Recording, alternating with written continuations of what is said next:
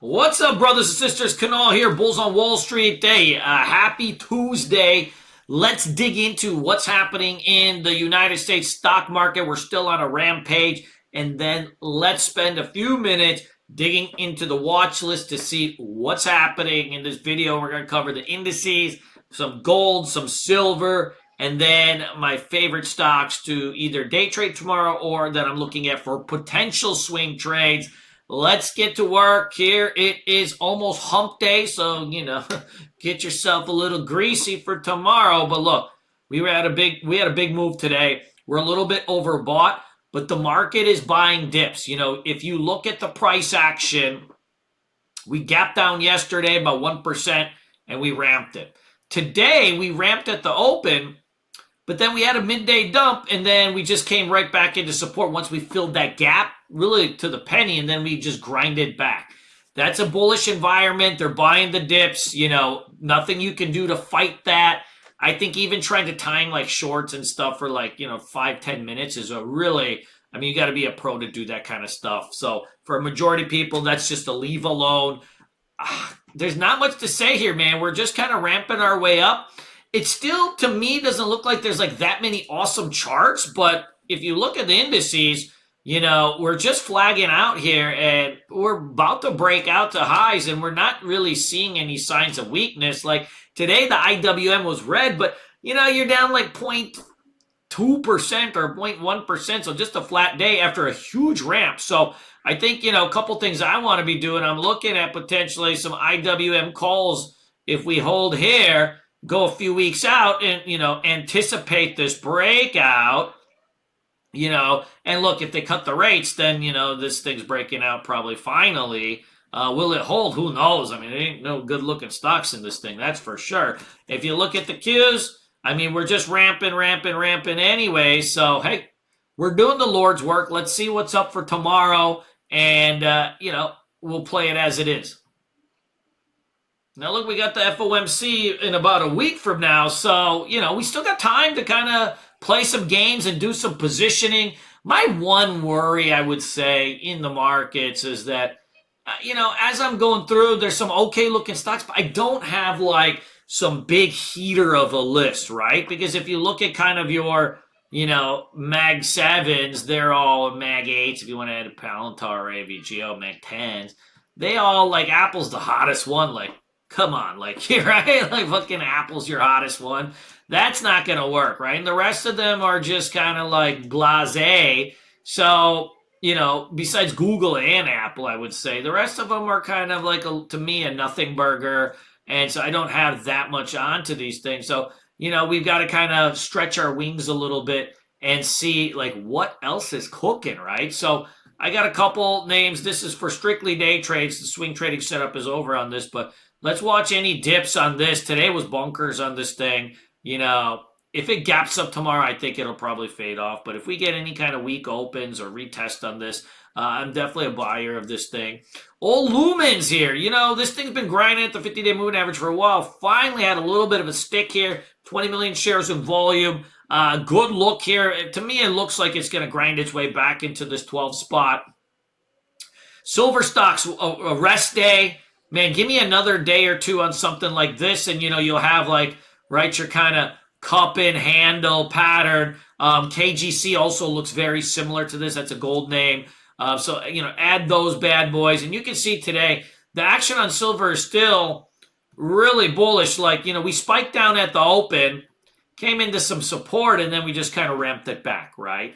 And, silver's obviously at all-time highs, and it's a breakout, so these things can keep going. Now, of course, there's all this China news of some Shanghai shortage of silver. I don't put too much credence into that kind of stuff, but it's out there too. And so, you're getting a little bit of this kind of squeezy action. Watching this AMTM, this is a nuclear stock here. It got pumped by Citron here. Then it gapped up on earnings. Now you kind of had a nice kind of, 3-day pullback on this. It's still forming, it's there, but it hasn't properly congealed, right? Right now it's a hot slice of pizza, 2 minutes out of the oven. If you pick it up, that cheese is falling off, right? And then you're sitting there in front of a group of good-looking women, kind of picking the cheese off off your plate and then putting them back on the pizza and then kind of stamping it with your hands because you're drunk and you don't want to let that pizza go to waste and you haven't let it congeal properly. You need 7 minutes, you know, if you're a gentleman, to congeal your pizza. Everybody knows this, right? You know, and it's like you get a little booze in you and you start breaking the laws of humanity. So this does need that tad bit of congealment. It's got to tighten up, right? You got to kind of get that 9 EMA curls for the girls just coming under the kitchen, and then I think it's going to be ready to go. Dude, it won't take much, like a little pop, a little pull, and it's there, like, you know, 1 or 2 days. Hey, Wolf Nation, I don't know what's up with this thing. You know, I would have rather had a couple inside days here and let this tighten up. It looks like a breakout setup.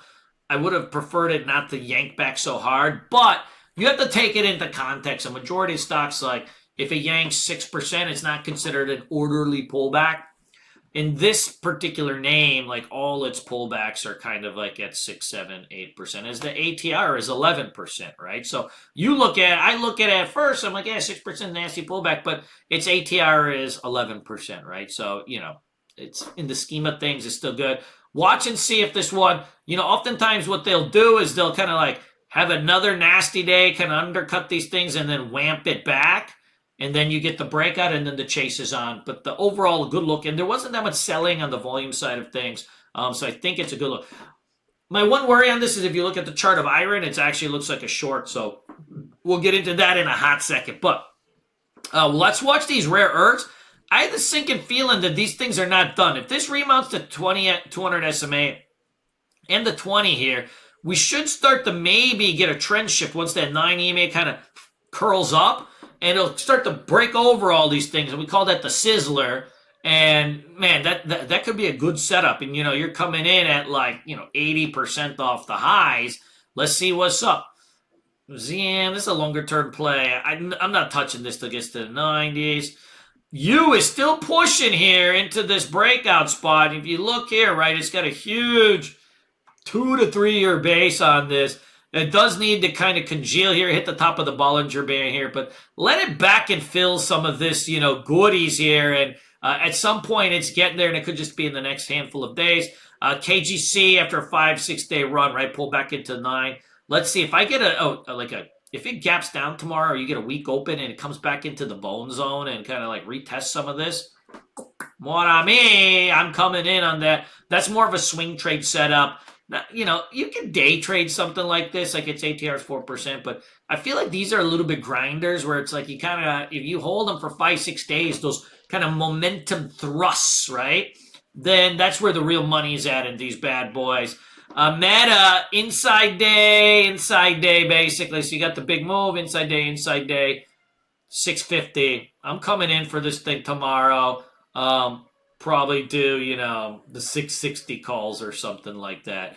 And we'll see if we can kind of make this a V bottom. You know, it's a little bit of a makeshift, like, you know, it's sometimes they need to like kind of pull back like that one more time and make it like a little bit more like the bat signal, but sometimes you don't. So, you know, whatever, right? We know there's a spot here. It's a chaser's market sometimes, and, you know, I am the president of the Chasing Society. I ain't afraid.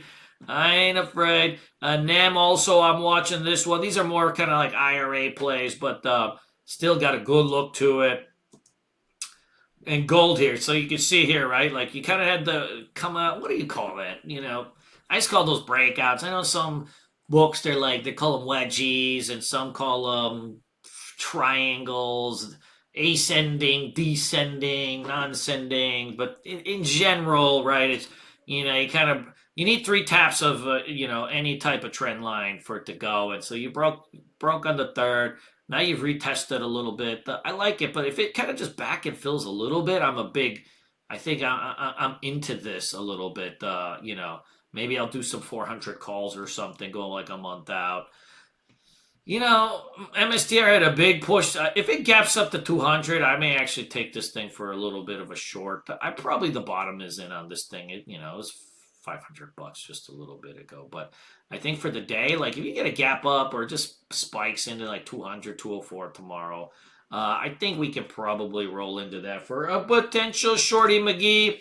And then, out of the big names, besides Meta, I would say, AVGO, a week open on this, I'm red to green in this thing. We'll go like 400 calls, maybe a week out. Not this one, but the next one. Something like that. You could do the comments too, but it is a little, it just trades weird on the commons. It really does. There's a big honking spread on it. It's $400, which doesn't matter, but I've always found better luck on the options on this one. Comp, after this big, right, kind of multi-year breakout, we're retesting and back-testing this area. Dude, I like this look, man. Let's go in and roll with this thing. Like, it's a hottie with a body, I think. And then Google. I mean, Google looks pretty damn good too, right? So, a week open on this, give me a 305. A gap down would help, but I think, a flush out would be even better, right? Just shake some people up. I'm watching this one. I don't know if I'm not a buyer if it gaps up or anything like that. I need just a little bit more. A little bit something, right? And then Lily, after that big pop up, watching this one to see either at the 20 SMA or the 1,000 spot, could be a decent swing entry. Preferably a little bit of an undercut. Get it to 1,000. See what happens over there. And then, ONDS. Yeah, I think everybody's watching this one. I almost added this one at the open today, but this fucking thing trades weird. I'm just waiting this thing out. Let it kind of tighten up a little bit there. And then I got old Iron here. If we need a short, this one looks like, it's totally broken structure. You're trending down, bear flaggy. You got a spot right here at 39, 40 if it breaks under. So we got some spots to do on this one, and we'll make it happen. All right, guys. I love you. Hey, Black Friday. I still got about 2 more days on that. I'll make sure to keep a link in for you guys. But I'm bundling up all my chat rooms. And, it's been an epic year in 2025. And, 2026 will be the same. But, look, I've been running this thing since 2008. I'm the guru of the gurus. I'm just kidding. I am an old man in this game. And that's our biggest sale of the year. So go check it out. I love you guys. Peace in the Middle East.